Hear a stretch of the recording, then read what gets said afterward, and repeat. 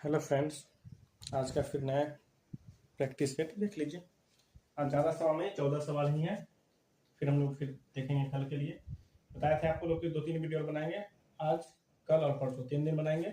उसके बाद बाकी आप लोग पूरा रिवीजन कीजिएगा, ठीक है। उतना में हो जाएगा, कवर हम पहले ही बता चुके हैं। देखिए आज का क्वेश्चन ज़्यादा टफ नहीं है, ईजी ही है। समझते हैं। पहला क्वेश्चन है, इस टाइप का सवाल जो है ना, ऐसे तो रीजनिंग कहलाता है, लेकिन ये आसान है। सीटेट के लिए तो मैथ है, आसान है ये। 1, 6, 15 और 45, 66, 91। यहाँ पे बोला लुप्त संख्या, यहाँ पे क्या भराएगा। देखिए ये रीजनिंग नहीं है, इसलिए आप सोचेगा कि हम रीजनिंग के जैसे दिमाग लगाए, मत लगाइएगा। वहां सोचेगा कि जितना कम दिमाग लगाए, जितना आसान तरीका से हम इसको सोच सकते हैं। सिंपल देखिए ना, 1 में कितना जोड़ेंगे तो 6 आएगा, 5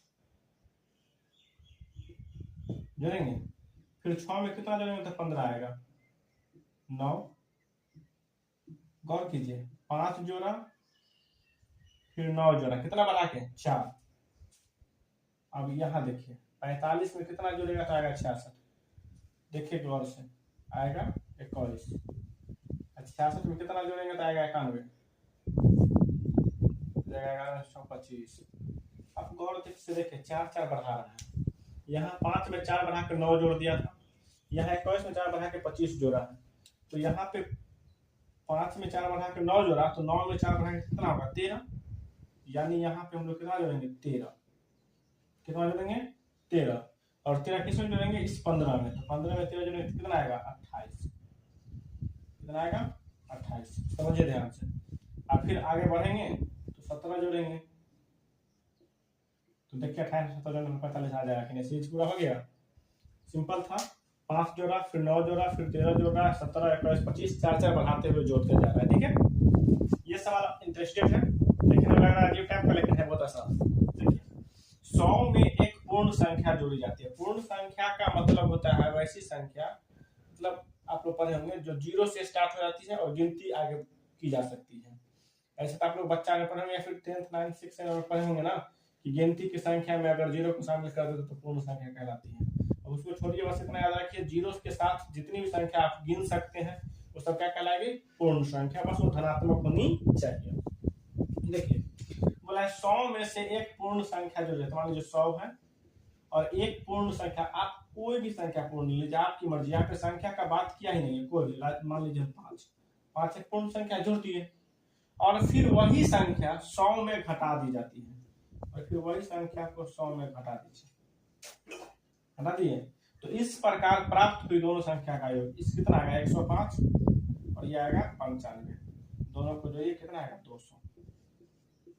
ऐसा आप अगर दिमाग लगाते ना, तो ये क्या बोला कि जितना जोड़ते हैं उतना ही घटाते हैं। ऐसे भी दोनों मिलकर 0 हो रहा था, एक एक 2 आंसर ना होता, लेकिन फिर भी हम एक अंक रख के बना दिए।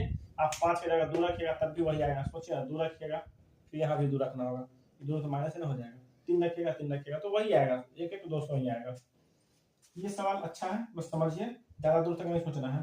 5 -5 +5 -5 +5 -5, ऐसे ऐसे कहाँ तक है, अनंत तक है। ये विषम पदों का योग। विषम पद का मतलब कि 3 गो का, क्या होगा 3 गो का। आप यही 3 से निकल आगे रहिएगा। ये 5 में से 5 कट के 0 आएगा, तो ये 5 बच जाएगा, तो 100 हो गया 5, बात खत्म।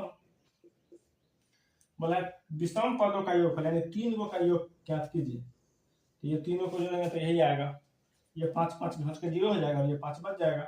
आगे सबको मतलब ही नहीं, उतना सोचने की जरूरत ही नहीं है। क्लियर है। इसको देखिए, बढ़ते क्रम में सजाए। अगर यही सब सवाल एमटीएस एसएससी या बैंकिंग तो ऐसे पूछता नहीं है, रेलवे वगैरह में पढ़ना होगा तो इसको ट्रिक से बनाया जाएगा। लेकिन बार बार आपको शुरू से बोलना है कि हम लोग जो सीटेट पढ़ना है उसमें ट्रिक को नहीं पकड़ेंगे। ट्रिक के चक्कर में हम लोग और सब्जेक्ट को खराब नहीं करेंगे, ठीक है।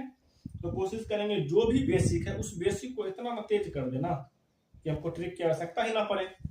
आप इस टाइप के सवाल को बढ़ते क्रम बोले या घटते क्रम बोले, कुछ नहीं करना है, बस नीचे जो संख्या है उसका लघुत्तम निकाल देना है। 3 4 2, 3 4 2, इसका लघुत्तम निकालिएगा। तो इसका लघुत्तम 2 से लगा दे तो 3 फिर 2 और फिर 1, 3 दूनी 6 दूनी 12। कितना है लघुत्तम 12। लघुत्तम निकाल लीजिएगा। हम लिखेंगे 1/3, इसको गुना करेंगे 12 से, ठीक है। फिर 1/4, इसको गुना करेंगे 12 से, फिर 1/6, इसको गुना करेंगे 12 से। तीनों को 12 से गुना कर देंगे। काटिए, 3 चौके 12, 4 तिया 12, 6 दूनी 12, कितना आया 4 3 2। हमको बढ़ते क्रम में सजाना है। किस क्रम में? बढ़ते क्रम में। तो बढ़ते क्रम का मतलब होता है कि पहले छोटा, फिर उससे थोड़ा बड़ा, फिर उससे थोड़ा बड़ा। तो पहले कौन आएगा? 2, उसके बाद आएगा 3, उसके बाद आएगा 4। ये हो गया बढ़ते क्रम में। तो 2 हमको दिया कौन है? 1/6। तो लिखाएगा 1/6। बढ़ते क्रम में ऐसे होता है। सॉरी, हाँ सही दिए थे। बढ़ते क्रम ऐसे ही होगा। 3 को लिखेंगे, 3 कौन दिया था हमको? 1/4। और फिर बच गया कौन? 1/3। ये चिन्ह वहां हो सकता है, आपको लिखने से नहीं बन रहा है। ये बढ़ते क्रम 2 3 4 समझना है ना। तो 2 कौन दिया? 2 दिया 1/6। 3 कौन दिया है? 1/4। और 2 कौन दिया है? 1/2। हो गया ये ना, गलती तो नहीं लिख रहे हम।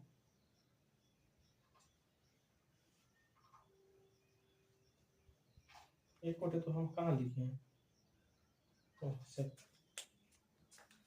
गलती हो गई, कौन से देखिएगा फिर से। थोड़ा समझाने में मिस्टेक हो गया। समझाने का तरीका सही था, यहाँ लिखने में मिस्टेक हो गई। 1/3 गुने 12, 1/4 गुने 12 और 1/2 गुने 12। तो कटेगा तो 6, तो आएगा 6। इसको हमको क्या करना है? बढ़ते क्रम में। तो बढ़ते क्रम में पहले होगा 3 4 6। तो 3 हमको दिया कौन? 3 दिया है 1/4। 3 कौन दिया है? 1/4। 4 कौन दिया है? 1/3। और 6 कौन दिया है? 1/2। ये हो गया आंसर। अगर इसमें एरो का निशान देगा ऐसे, तो ऐसे दे देगा। ठीक है, थोड़ा सा पहले मिस्टेक हो गया था, फिर से देख लीजिएगा। देखते हैं हम लोग अगला क्वेश्चन। पढ़िए अगला सवाल। आसान है, ज्यादा टफ नहीं है। देखिए बोला क्या है, रुबीना ने कार से 16:50 बजे, ठीक है, अपनी यात्रा शुरू की और उसी दिन 21:15 बजे समाप्त की। यात्रा में लगा समय, बिल्कुल आसान सवाल है। उसी दिन है, मतलब दिन चेंज नहीं, तो सीधे सा बोला है कितना समय लगा। आप घटा दीजिए, 21 और आगे से छोटा जाएगा तो ये बड़ा है ना। 21:15 में पहुंचती है, चली क्या बजे थी? 16:50 में। आपको घटाने का बताया था ना, ये होता है घंटा और ये होता है मिनट।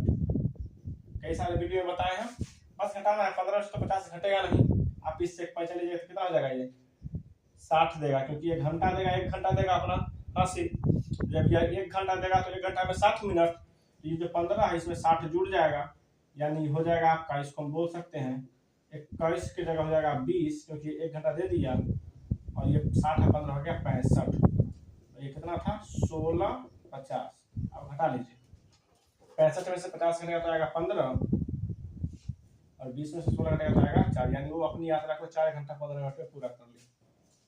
अपनी यात्रा को 4 घंटा 15 मिनट में पूरा कर लिया। घटाया कैसे समझ में आ गया है? इसमें से 1 हासिल देंगे तो 60 हासिल जाएगा, याद रखिएगा। वैसे ही सवाल ये भी है, एक रेलगाड़ी स्टेशन ए से 17:40 बजे चलती है तथा स्टेशन बी पर उसी दिन, फिर से बोला है उसी दिन, दिन चेंज नहीं किया है। जब दिन चेंज करता है तो 24 घंटा या 12 घंटा बढ़ता है। जैसे अगर 2 दिन बढ़ाएगा तो 24 घंटा, 3 दिन बढ़ाएगा तो वैसे। लेकिन यहाँ वाला उसी दिन इतना बजे पहुंच जाते तो कुल समय, बस कुछ नहीं करना है। 22:15 में ये पहुंचती है, चली कितना बजे है? 17:40। सेम करेंगे, 15 में 40 घटेगा नहीं, फिर इससे 1 घंटा लेंगे तो जाएगा ये 21 घंटा बचेगा। और जब ये इसको 1 घंटा देगा, मतलब 60 मिनट देगा, तो 60 15, वहां गलती कर दिए हैं। 60 15 यहाँ 75 ना होगा, यहाँ 25 आएगा, देख लीजिएगा। तो यहाँ फिर ये 1 घंटा देगा 60, जब इधर से हासिल देगा 1 घंटा 60, तो 60 15 कितना हो जाएगा? 75। यानी 22:15 को लिखेंगे 21 75, और ये कितना है? 17:40। घटा लेंगे तो ये जाएगा 35 मिनट और ये जाएगा 4 घंटा 35 मिनट। देखिए समझ में आया या नहीं? दोनों सेम सवाल था, घटा लीजिएगा। घटाने का कई सारे वीडियो में बताया है, कुछ नहीं करना। जब हासिल देते हैं तो समय ध्यान रखना है, हासिल लेकर देकर के 60 हासिल देंगे। ठीक है, ये सवाल आसान है, बस थोड़ा सा समझना है। देखिए बोला है 90 सेंटीमीटर लंबी तार को मोड़कर एक आयत का रूप दिया है। देखिए कोई लंबा तार है ना, जब उसको मोड़ के चरकुट करते हैं तो उसके परिमाप के बराबर करते हैं, ये याद रखिएगा। जैसे हम आपको एग्जाम्पल में क्या दें, यहाँ पे तो फिलहाल कुछ है नहीं। ऐसे समझिए, मान लीजिए ये रस्सी है, ठीक है, जब इसको मोड़ेंगे, मान लीजिए यहाँ से इसे मोड़ दिए, इधर से इधर मोड़ दिए, फिर ऐसे मोड़ दिए, फिर ऐसे मोड़ दिए, ठीक है। तो अगर हम इसको यहाँ से खोल कर इसे लंबा कर देंगे तो ये इसका परिमाप ही ना होगा। हम लोग मोड़ते किसको है, परिमाप को, यानी 90 सेंटीमीटर लंबी रस्सी को जब आयत बनाएंगे तो इस आयत का परिमाप कितना होगा, 90। बस यही समझना है, इस आयत का परिमाप कितना होगा, 90। यानी यहां से हम लिख सकते हैं, यहाँ दिखता होगा, आयत का परिमाप जो है वो 90 हो गया। परिमाप का फॉर्मूला था 2 इंटू लंबाई प्लस चौड़ाई। परिमाप का फॉर्मूला क्या होता है, 2 इंटू लंबाई प्लस चौड़ाई। 2 से कट जाएगा 45 मरते हैं। लंबाई हमको तो पता नहीं, लेकिन चौड़ाई क्वेश्चन में दिया 15 सेंटीमीटर, बराबर है 45 बचेगा कट के, जगह कम था। देखिएगा यहाँ से लंबाई का मान निकालेंगे तो आसान है, 15 प्लस में जाके हो जाएगा माइनस में, तो बचेगा 30। 45 से 15 कट कितना आएगा, 30। लंबाई हमको 30 सेंटीमीटर निकल गया, चौड़ाई हमको 15 सेंटीमीटर दे रखा है। हमको पूछा आयत का क्षेत्रफल, तो आयत का क्षेत्रफल क्या होता है, लंबाई गुने चौड़ाई, यानी 30 गुने 15, तो हम लोग बोल सकते हैं 450 सेंटीमीटर स्क्वायर। देखिए यहाँ तक समझ में आया कि नहीं। इसे बस यही था, 90 सेंटीमीटर लंबी तार को मोड़ा है, इसका मतलब वो लंबी नहीं है, वो उसका परिमाप है। कोई दिक्कत है? आगे देखते हैं हम लोग सवाल नंबर 8। पढ़िए सवाल को आप लोग, आसान है, टफ नहीं है ये सब सवाल। बोले सीटेट में ज्यादा भारी पूछेगा नहीं, बस आप प्रैक्टिस करके रहिए ना, बाकी कोई दिक्कत है ही नहीं। बोला 4 और 2/3, और का मतलब जो बताए थे, 4 और 2/3, 2/3 का 2/3 समकोण। समकोण मतलब इसको करेंगे 90 डिग्री से गुना, क्योंकि 90 डिग्री को हम लोग समकोण बोलते हैं, ठीक है। में डिग्रियों की संख्या 395 से कितना अधिक है, पहले हम लोग इसका मान निकाल के देखते हैं कितना आएगा।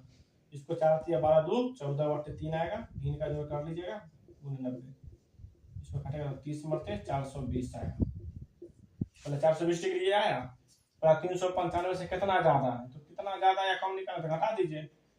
420 है, बोला 395 से कितना ज्यादा है, तो घटा दीजिए, ऐसे दिख रहा है 25 डिग्री को, ठीक है। समझना क्या होगा, 25 डिग्री अधिक है। ये सवाल अच्छा है, बस समझना है। देखिए गौर से, बोला निम्न पैटर्न का अवलोकन कीजिए, मतलब इसको देख के पहले आप देखिए कि ये क्या है, ठीक, और इसी के आधार पर बताना है। तो अगली पंक्ति के दायां पक्ष में संख्या क्या होगी, हमको इसके आधार पर बताना है। इसके आगे जो पंक्ति लिखाएगा उसमें दायां पक्ष में क्या होगा। सवाल यहीं तक देखिएगा, गौर से देखिए, यहाँ 1 लिखा तो 1 लिखा, यहाँ 3, 5, ये विषम संख्या इधर लिख रहा है, गौर से देखिएगा, इधर क्या लिख रहा है, विषम संख्या। 1 के बाद विषम संख्या 3 होता है, 3 के बाद 5 होता है, 5 के बाद 7 होता है, 7 के बाद 9 होता है, 9 के बाद 11 होता है। ये विषम संख्या लिख रहा है। और इधर गौर से देखिए, ये 1 है, मतलब ये 1 का क्यूब है, ये 2, 8 है, मतलब ये 2 का क्यूब है, ये 27 है, ये जो 3 का क्यूब है, 64, 4 का क्यूब है। गौर से देखिए, 1 गो अंक तो 1 का क्यूब, 2 गो अंक 2 का क्यूब, 3 गो अंक 3 का क्यूब, 4 गो अंक होगा तो 4 का क्यूब। तो इसके बाद अगला पैटर्न में क्या होगा, 5 गो अंक होगा। अगला पैटर्न में 5 गो, 1 गो अंक, 2 गो अंक, 3 गो अंक, 4 गो अंक, तब क्या होगा 5 गो अंक। तो यहाँ देखिए 5 से खत्म किया था, तो विषम संख्या 5 के बाद 7 होता है, तो 7 से शुरू किया। 11 के बाद विषम संख्या 13 होता है, तो 19 के बाद विषम संख्या क्या होता है, 21 शुरू होगा। 21 के बाद 23, 23 के बाद 25, 25 के बाद 27, क्या गो 1 2 3 4 गो यहाँ दिया, तो यहाँ 5 गो देंगे, 1 2 3 4 और 1 27 के बाद 29, क्या गो 5 गो। देखिए यहाँ 1 था तो 1 का क्यूब, 2 था ये 2 गो अंक तो 2 का क्यूब, 3 गो अंक तो 3 का क्यूब, 4 गो अंक था तो 4 का क्यूब, तो 5 गो अंक है तो 5 का क्यूब, और 5 का क्यूब कितना होता है 125। सवाल बोला है कि तो अगली पंक्ति मतलब इस पंक्ति के दायां पक्ष, दायां पक्ष का मतलब बराबर के उधर होता है, बराबर के इधर को हम लोग बोलते हैं LHS और बराबर के इधर को बोलते हैं RHS। लेफ्ट हैंड साइड जिसको बायां पक्ष बोलते हैं और RHS का जिसको दायां पक्ष बोलते हैं। तो हमसे दायां पक्ष का संख्या पूछा तो क्या होगा 125। क्लियर है? ये सवाल लिखा गया, लेकिन देखिए ये सवाल इतना आसान नहीं देता है। वहां लिखेगा 4, 5, 6 के सबसे छोटे सार्वगुणज और 5, 6, 10 के सबसे छोटे सार्वगुणज का अंतर ज्ञात कीजिए। हम एलसीएम लिख दिए शॉर्टकट में, लेकिन वहां एलसीएम नहीं लिखता है, लिखता है सबसे छोटे सार्वगुणज। सबसे छोटे सार्वगुणज का मतलब होता है एलसीएम, और सबसे बड़ा सार्वगुणनखंड का मतलब होता है एचसीएफ। ठीक है, तो इसका एलसीएम निकालिएगा तो आप लोग तो ऐसे घेर के निकाल जाता है। मेरे उम्मीद से इसका एलसीएम 60 आएगा, 60 आएगा, माइनस इसका एलसीएम 30 आएगा। इसका एलसीएम कितना आएगा 30 और इसका एलसीएम 60, दोनों का अंतर पूछा है, घटा दीजिए तो 60 में 30 घटेगा तो 30 है। तो ऐसे आसान क्वेश्चन है। ये सवाल भी आसान है। एक बार बताया था ना कि देखिए जितना अंक की बड़ी संख्या पूछेगा ना उतना 9 लिखेंगे, और जितना अंक की छोटी संख्या पूछेगा ना एक देख के उतना कम जीरो लिख, मतलब सॉरी एक कम जीरो लिखेंगे। जैसे अगर 5 अंक की छोटी संख्या तो एक देख या 4 गो जीरो, 5 अंक की छोटी संख्या तो एक देखे 4 गो जीरो, 6 अंक की छोटी संख्या तो एक देखे 5 गो जीरो। जितना अंक का कहेगा एक देके उससे एक बार कम जीरो लिख देंगे छोटी संख्या में, और बड़ी कहेगा तो जितना अंक की बड़ी संख्या कहेगा बस उतना 9 लिख देंगे। ठीक है, सवाल क्या है 5 अंकों वाली सबसे छोटी संख्या, तो 5 अंक वाली छोटी संख्या लिखने के लिए लिखेंगे एक देके 4 गो जीरो। ठीक है, और 3 अंकों वाली सबसे बड़ी संख्या, तो अभी बड़ी में 3 अंक है तो 3 गो 9, बोला है का अंतर, आप हटा लीजिए, यहाँ हो जाएगा 1, यहाँ 0, यहाँ 0, यहाँ 9, असल का घटा होता है घटा दीजिएगा, ये हो गया आंसर। कोई दिक्कत है? देखते हैं अगला सवाल, पढ़िए इसको, अब सवाल अच्छा है पढ़िए, एक बार आप लोग पढ़िए अच्छा से। हाँ बहुत तेज चल रही है ना, इसलिए थोड़ा सा लाइट बफरिंग कैसे कर रहा है, कोई बात नहीं है, क्वेश्चन स्पष्ट दिख रहा है। देखिए बोला है एक टैक्सी का मीटर पहले 2 किलोमीटर की यात्रा के लिए 40 रुपए का भाड़ा लेता है। ठीक है, ऐसे हम लोग गाँव देहात में चलते हैं तो सीधे होता है ना कि हाँ इतना से दूर का भाड़ा कितना 20 रुपये तो 25 रुपये, लेकिन शहर वगैरह में मीटर चलता है। एक टैक्सी का भाड़ा जो है वो 2 किलोमीटर का क्या रुपया है 40 रुपया, ये याद रखिएगा, 2 किलोमीटर का क्या रुपया लेता है 40 रुपये। ठीक है, उसके बाद प्रति किलोमीटर का भाड़ा है 15 रुपये, यानी 2 किलोमीटर के बाद अगर आप जाइएगा ना तो आपको उसके बाद का जो किलोमीटर उठेगा उसके लिए 15 रुपया लेगा 1 किलोमीटर का। जैसे मान लीजिए कि अगर आप 3 किलोमीटर जाते हैं तो 2 किलोमीटर का ले लेगा आप 40 रुपया, और 1 किलोमीटर एक्स्ट्रा गए हैं तो उसका लेगा 15 रुपया, तो 40 या 15 55 रुपया, ऐसे आपसे भाड़ा लेगा। ठीक है, तो सवाल क्या कहता है कि मोहन अपने घर से ऑफिस की यात्रा के लिए 190 रुपया खर्चा किया। खर्चा कितना किया है? 190। समझिए ध्यान से, 190 जो खर्चा किया सर, उसमें तो ये 40 रुपया जो खर्चा किया होगा वो प्रथम 2 किलोमीटर के लिए सर किया होगा कि नहीं? 190 में 40 रुपया तो 2 किलोमीटर का भाड़ा दे दिया होगा, तो घटाते कितना बचता है? 1, 5, 1 बचा 150 रुपया। 40 रुपया में 2 किलोमीटर चल गया, बचा कितना? 150 रुपया। अब देखते हैं 150 रुपया में वो क्या किलोमीटर जाएगा, तो 1 किलोमीटर आगे जो होगा, आगे 1 किलोमीटर का 15 रुपया लेता है, तो 150 में क्या किलोमीटर, तो इसको 15 से भाग कर दें, कटेगा तो कितना आएगा 10, यानी 150 रुपया में अब ये कितना चलेगा 10 किलोमीटर। इसको मौने में जोड़िए, 1 किलोमीटर का 15 रुपया, तो 2 किलोमीटर का 30 रुपया, तो 15 का हाई क्या होता है 150, तो 10 किलोमीटर न चलेगा, तो इसको हम काट देंगे 15 से कितना का 10, यानी ये 150 में चली 10 किलोमीटर, सॉरी 150 रुपया में चला 10 किलोमीटर और 40 रुपया में 2 किलोमीटर, तो टोटल कितना हुआ 12 किलोमीटर। यानी मोहन का जो घर और ऑफिस के बीच की दूरी है कितना है 12 किलोमीटर। ठीक है, 190 खर्चा किया तो 40 रुपये, इसको आप डेली लाइफ में जोड़ लीजिएगा, अगर डेली पर लाइएगा तो आप अपने आप मोहन की जगह अपने आप को रख लीजिए। आप भी समझे ना कि आप कहीं जाते हैं ना तो आपको मतलब 2 किलोमीटर का लगता है 40 रुपया और बाकी है मतलब 15 रुपया लगता है, आप 190 रुपया खर्चा कर दिए तो मान लीजिए 190 खर्चा किया तो 40 रुपये का 2 किलोमीटर। ठीक है, 40 रुपया हटा देंगे, 190 में से बचेगा 150, 150 में 15 रुपया लगता है 1 किलोमीटर का, यानी 15 का है कि 150, 10 किलोमीटर, 10 किलोमीटर ई 40 रुपये 2 किलोमीटर, तो 10 2 12 किलोमीटर, यानी घर और ऑफिस के बीच दूरी कितना जाएगा 12 किलोमीटर। ठीक है, आप इसको सिंपल जोड़ने का कोशिश कीजिएगा, बन जाएगा। ये देखिए, एक बाल्टी के 2/7 भाग में पानी है। देखिए इतना पानी है तो खाली कितना है। खाली निकालने का तरीका है कि नीचे वाला को ऊपर से घटा दीजिए, नीचे वाला को ऊपर से घटा दीजिए, तो भरा कितना है, भरा हुआ है 2/7 और खाली कितना है, तो खाली के लिए 7 में से 2 घटाएंगे तो कितना आएगा 5, और बट्टा में 7 है तो 7। इतना भरल है और इतना खाली है। ठीक, खाली समझ में आया कैसे निकालते हैं, नीचे हर में से अंश को घटा करके लिख देते हैं, वही हो जाता है खाली। बाल्टी को ऊपर तक पानी से भरने के लिए 15 लीटर पानी की आवश्यकता होती है। अनुपात में हमको इतना पानी चाहिए, जबकि लीटर में कितना चाहिए 15, यानी 5/7 लीटर बराबर हो जाएगा 15 लीटर। इतना पानी अगर हम देते हैं तो भर जाएगा, और बोला है कि इतना का मतलब कितना लीटर, 15 लीटर। इसको आप यहाँ से काटे, 5 × 15 गुना 7 × 21, एक का वैल्यू कितना आएगा 21 लीटर। पूछा क्या है, तो बाल्टी की धारिता, धारिता का मतलब होता है आयतन, धारिता का मतलब आयतन, यही हो जाएगा 21 लीटर। यही एक का मतलब होता है पूरा भरल, एक का मतलब पूरा।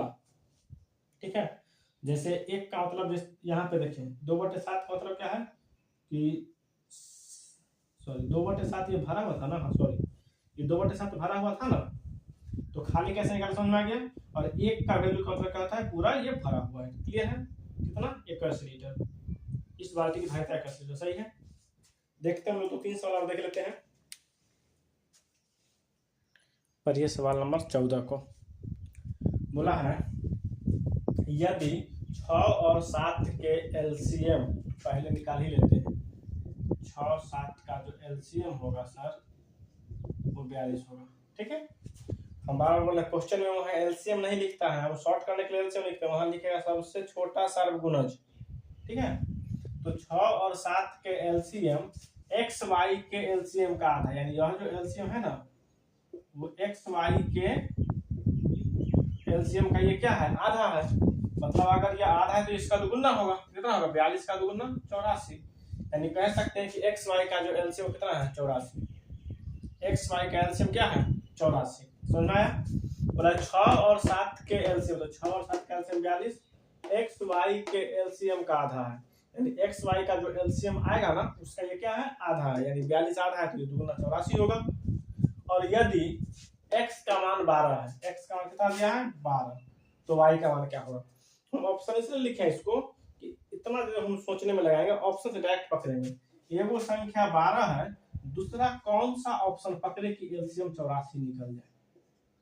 आप सोचिए 12 और 6 सोचेगा तो 12 6 का एलसीएम 12 होता है, 12 24 का एलसीएम 24 ही होगा, 12 और 18 का एलसीएम 36 होगा, 12 और 7 12 7 84, तो आंसर क्या हो जाएगा 7, यानी y का मान क्या होगा 7।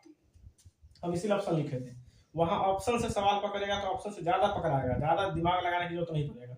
नहीं तो फिर सोचते रहिए कि एक 12 है तो दूसरा कौन सा संख्या सोचे तो 84 खुलेगा, फिर इसमें सोचते रहिएगा, फिर मालूम पड़ेगा कि निकल गया। सुना रहा है, इसलिए थोड़ा ध्यान रखिएगा। 7 की जगह पे 14 रहेगा तो मिल जाएगा, 14 से 84 हो जाएगा, 12 से 84 हो जाएगा, लेकिन यहाँ ऑप्शन में 7 है तो 7 हो जाएगा आंसर। ये सवाल देखिए, ये सवाल अभी फिलहाल इतना आसान है कि हम इसको नॉर्मली घर ही से बना लेते हैं, लेकिन अगर कभी मिनट दे देगा ना 3:05 6 कुछ मिनट में कितना डिग्री का कोण बनेगा, तो उसका फॉर्मूला आता है, लेकिन ये आसान है। बोला है सुबह 6 बजे से दोपहर 3 बजे के बीच एक घड़ी बनाइएगा आप लोग भी, वहाँ यहाँ 12 बजता है, यहाँ 6, इधर 3, इधर 9, इसके बीच में 10 और 11, इसके बीच में 1 और 2, इसके बीच में 4 और 5, इसके बीच में 7 और 8, बीच में सुई होता है। 1 मिनट की सुई होती है, 1 घंटे की सुई होती है, और 1 सेकेंड की सुई होती है, 3 गो सुई होता है। ठीक है, यहाँ क्या बोला है सही घड़ी, सही घड़ी इसीलिए लिख देता है ताकि बाद में कोई ये ना कहे कि ना हमारे घड़ी में तो बाद में बजता है, इसलिए क्वेश्चन क्या रहता है सही घड़ी, मतलब घड़ी क्या है सही है। सही घड़ी की घंटे की सुई कितना अंश का कोण बनाएगा, घंटा का सुई, ध्यान से देखिए क्या बजे से 6 बजे से, ये 6 बजे से सुबह 6 बजे से दोपहर 3 बजे, दोपहर 3 कखनी बजेगा बताइए तो 7 8 9 10 11 12 1 2 3, जब घड़ी यहाँ आ जाएगा तब बजेगा 3 बजेगा। तो पूछा आपसे कि यहां से लेकर के और यहां तक घूमने में कै डिग्री का कोण बनाया। ठीक, याद रखिएगा 60 मिनट में बनाता है घड़ी का सुई 360 डिग्री का कोण, पूरा घूम जाएगा। जब कोई भी चीज जैसे पूरा घूमता है तो 360 डिग्री का बनता है। तो 1 मिनट में कितना बनाएगा, 1 मिनट में बनाएगा, काट लीजिए ना, 6 मरते 0 से 0, 6 डिग्री का कोण। घड़ी का सुई 1 मिनट में कै डिग्री का कोण बनाती है, घड़ी का सुई 1 मिनट में बनाती है 6 डिग्री का कोण। आपको यहाँ पे घड़ी देखने आना चाहिए। याद रखिएगा इस 6 और 7 के बीच में 5 मिनट होता है। इस 6 और 7 के बीच में कितने मिनट होता है, 5 गो, फिर 7 और सबके बीच में 5-5 मिनट होता है। यानी कह सकते हैं कि 6 और 7 के बीच में 30 डिग्री का कोण बनेगा। कैसे बनेगा, अगर 1 मिनट में 6 डिग्री का तो 5 मिनट में 6 5 30 डिग्री। तो यहाँ भी बनेगा 30 डिग्री, यहाँ भी बनेगा 30, यहाँ भी 30, यहाँ भी 30। जब तक 3 हो जाएगा बजाते रहो, 30 30 30 30 30। देखो बज गया 3, 6 बजे से शुरू किए, क्या बजे तक बना दिए उसको, 3 बजे तक। 2 घंटों के बीच का डिग्री का कोण बन रहा है 30 डिग्री का, क्योंकि 1 मिनट में बनता है 6 डिग्री का कोण। ठीक है, और 2 घंटों के बीच में 5 मिनट होता है, ये दोनों के बीच में 5 मिनट होता है। यहाँ पे पसंद है कि 2 घंटा 5 मिनट हो जाता है, नहीं नहीं नहीं, ये दोनों के बीच में 5 मिनट होता है। इसलिए 1 डिग्री में 6 मतलब 1 मिनट में 6 डिग्री, तो 5 मिनट में 30 डिग्री। क्या वो 30 है, 1 2 3 4 5 6 7 8 9, तो 9 को 30 को गुना कर दीजिए, होती है 27, 270 डिग्री। यानी यह घड़ी सुबह के 6 बजे से 3 बजे के बीच में 270 डिग्री का कोण बना लेगी। ठीक है, हम इसको 9 से क्यों गुना किया, आप समझ में आ गया होगा। 30 को जो हम 9 बार जोड़ेंगे उससे 9 से गुना कर देंगे, नहीं तो आप 30 बार जोड़ते रहिए, मालूम पड़ा कि आप जोड़ते रह जाइएगा। सेम हमको जितना बार जोड़ना होता है ना उससे 17 बार गुना कर दीजिए। अगर 30 को 200 बार जोड़ना होगा तो 200 से सीधे गुना कर दीजिए, बात खत्म। ये सवाल भी इंटरेस्टेड है, आसान है, सोचने वाली है थोड़ा सा, इसलिए इसको लिखिए। एक आयत जिसकी भुजा का क्षेत्रफल 24 है। भुजा का क्षेत्रफल अभी फिलहाल जो भी है आप इसको गौर से देखिए, क्षेत्रफल जो भी वो कटने वाला है, क्षेत्रफल जो भी है वो कटने वाला है। ये 2 से भी कट जाएगा, 3 से भी कट जाएगा, 4 से भी कट जाएगा, है ना, 6 से भी कट जाएगा। तो परिमाप नहीं हो सकता, इसमें से कौन परिमाप नहीं हो सकता है।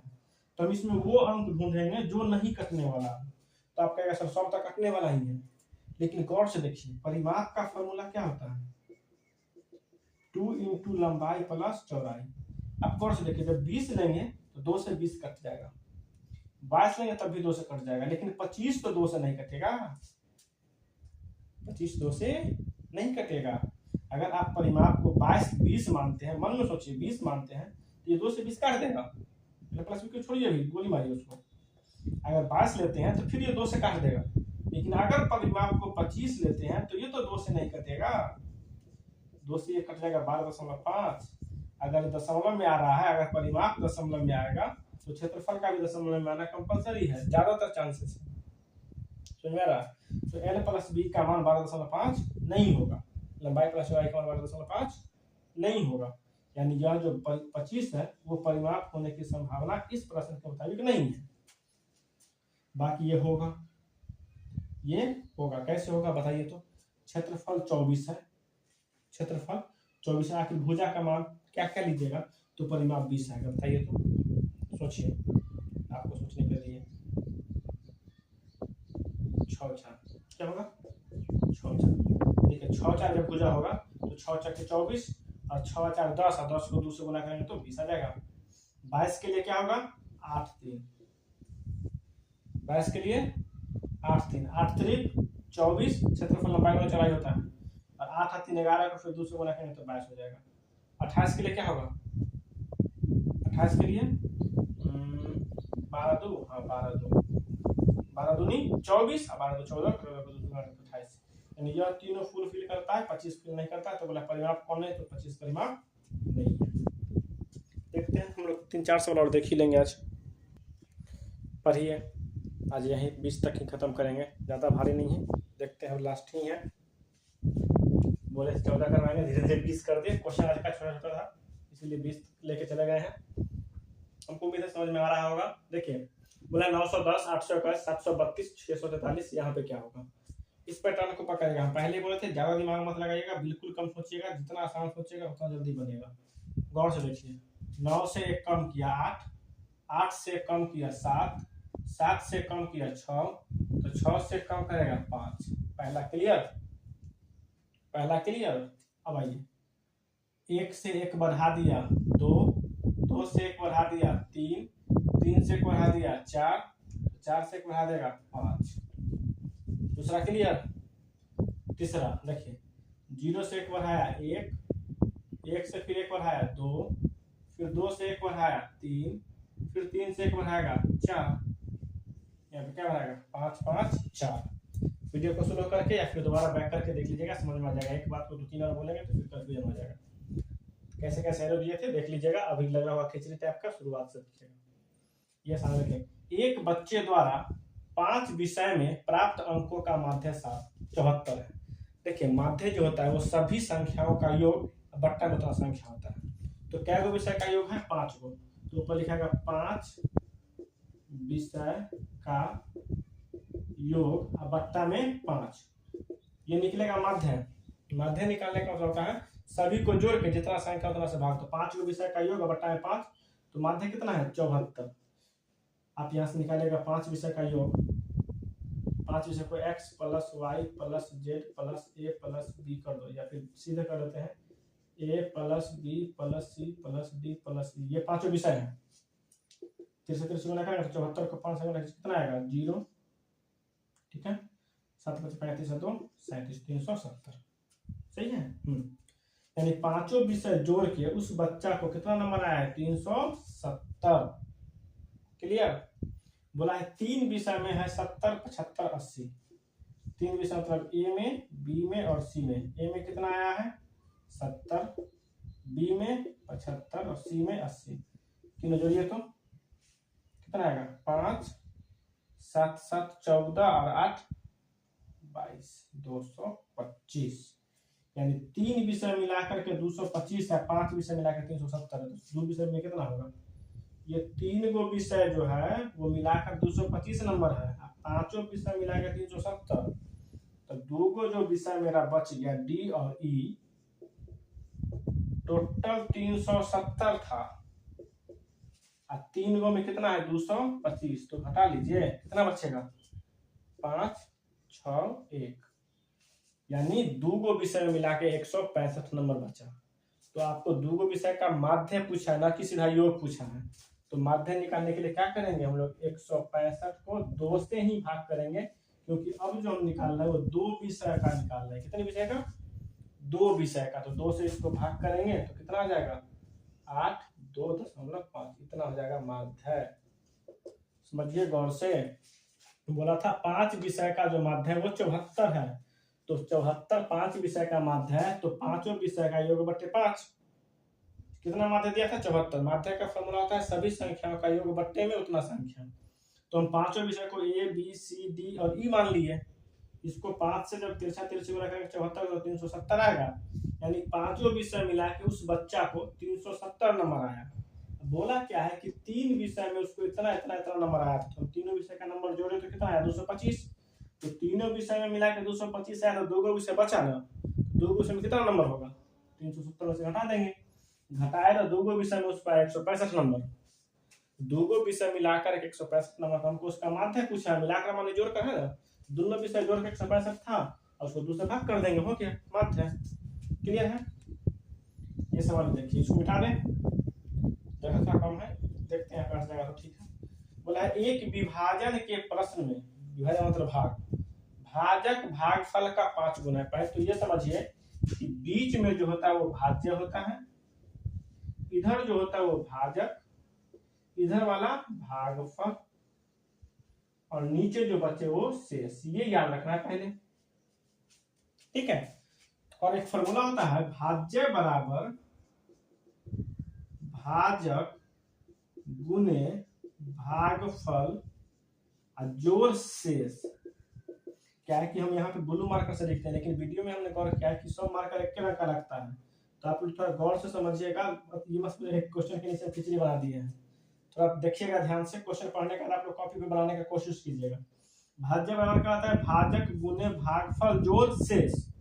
अब सवाल जैसा जैसा कहेगा वैसा वैसा करेंगे। एक विभाजन के प्रश्न में भाजक मतलब ये भागफल का 5 गुना है, यानी भागफल का क्या गुना है, 5 गुना, लेकिन हमको भागफल पता रहेगा तब ना। और शेष फल का 2 गुना है, यानी यह जो भाजक है, देखिए ध्यान से, यह भाजक इसका 5 गुना है और इसका क्या गुना है, 2 गुना है। क्या गुना है, 2 गुना है, समझे। फिर से, भाजक भागफल का 5 गुना है, भाजक भागफल का 5 गुना और शेष फल का 2 गुना है, यानी शेष का क्या गुना है, 2 गुना। यदि शेष 5 है, शेष कितना है, 5। अब देखिए ये दे दिया 5, जब शेष देगा 5 तो 5 का 2 गुना कितना होगा, 10, यानी भाजक कितना हो गया, 10। और इसका 5 गुना था भागफल, क्या गुना, 5 गुना, यानी ये 2, भागफल कितना होगा, 2। आप कहेगा सर 5 गुना था 50 ना होगा, सर 50 नहीं, भाजक 5 गुना था, भागफल 5 गुना नहीं था, तो आखिर 2 यहाँ पर लिखेंगे तब ना इसका 5 गुना 10 आएगा। अगर यहाँ 50 लिख देंगे तो 50 का तो 10 गुना 500 हो जाएगा। हमको बोला है कि भाजक जो है वो भागफल का 5 गुना है, तो भागफल कितना होगा, 2, तब ना 2 का 5 गुना फिर से 10 आएगा, तो भागफल कितना हो गया, 2, और शेष क्वेश्चन दिया था कितना, 5।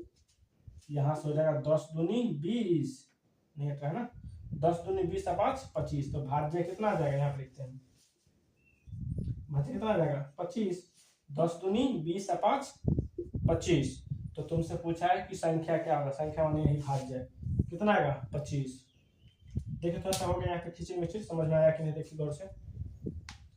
हम इसे मिटा देते हैं ताकि ये वाला क्वेश्चन बता पाए, ऊपर मिटा देते हैं, थोड़ा दूर नहीं हो जाएगा। देखिए ये सवाल 20 नंबर ऊपर बता रहे हैं, बोला है 5 क्रमागत संख्या का योग 20 है। पहले क्रमागत संख्या समझिए, क्रमागत संख्या का मतलब होता है लगातार की संख्या, जैसे 1 के बाद 2, 2 के बाद 3, 3 के बाद 4, 4 के बाद 5, ये हो गया क्रमागत, या 20 के बाद 21, 22 के बाद 22, ये क्या होता है क्रमागत। क्रमागत संख्या में एक चीज आप गौर कीजिएगा, जस्ट पीछे वाला संख्या जो होता है अगला का संख्या से 1 कम होता है, मतलब आगे वाला संख्या 1 ज्यादा होता है। ये शायरी वाला हो गया डायलॉग, समझ रहे हो ना, मतलब आप ये समझिए सिंपल, जैसे 20 के बाद 21 होता है तो 1 बढ़ा के क्रमागत संख्या हो रहा है, तो कै गो क्रमागत संख्या, 5 गो। अगर पहला क्रमागत संख्या x होगा तो दूसरा x + 1 होगा, उसके बाद x + 2 होगा, x + 3 होगा, x + 4 होगा। देखिए पहला, दूसरा, तीसरा, चौथा और पांचवा। हम 1 2 3 4 क्यों जोड़ा, समझ में आ गया, क्योंकि क्रमागत संख्या निकालने के लिए एक एक बढ़ते जाते हैं। 20 के बाद 21 तो 1 बढ़े, फिर 22 तो 2 बढ़े, 23 तो 3 बढ़े, 24 तो 4 बढ़े, 20 में, समझ रहे हैं।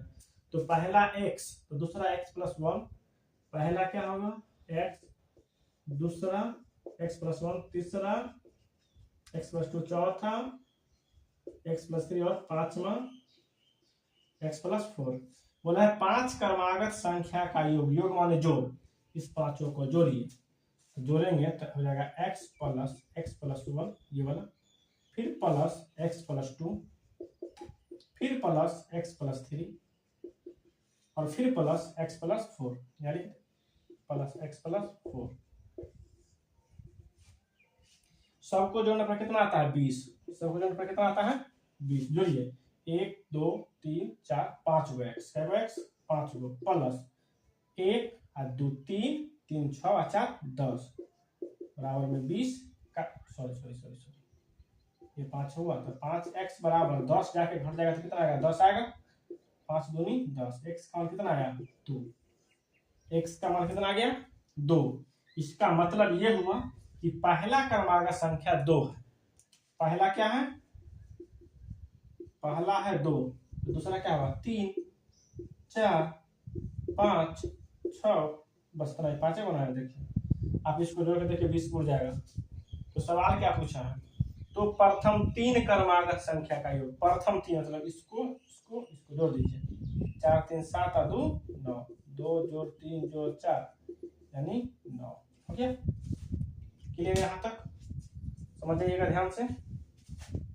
करते हैं हम लोग खत्म, फिर कल देखते हैं।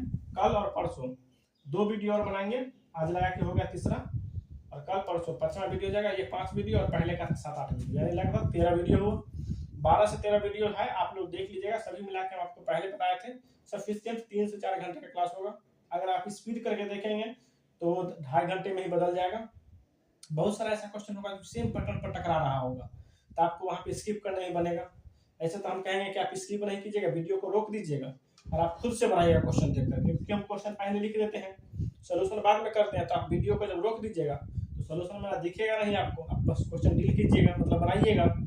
तो जब आप प्रैक्टिस कीजिएगा ना, तो इतना वीडियो में आपको, हमको पूरा उम्मीद है कि आप 15 में 15 नंबर लाएंगे। सरते मेहनत कीजिएगा और देखिएगा। अब ज्यादा दिन नहीं बचा है, आज हो गया 27 तारीख। अब समझ लीजिए कि 3 दिन इधर है और 7 दिन उधर है, 7वां दिन आपका पेपर है, तो समझिए 6 दिन 9 दिन। 9 दिन कब निकलता है पता नहीं चलता है। फिर मिलते हैं कल के लिए, तब तक के लिए यहीं पर।